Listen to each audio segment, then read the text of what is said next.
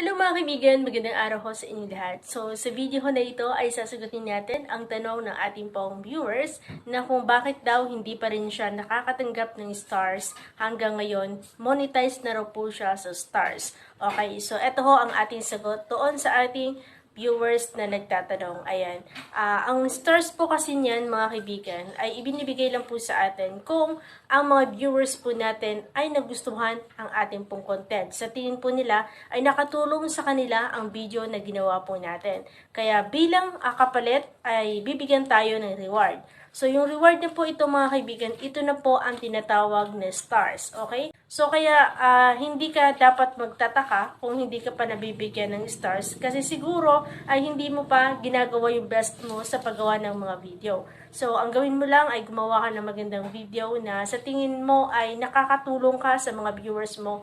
Malay mo sa pag-create mo ng maraming video ay mas marami pang audience na magustuhan ng content mo at bibigyan kanila ng reward at magkakaroon ka na ng stars. Okay? So, sana nakatulong sa inyo or sa iyo ang video na to. Maraming salamat!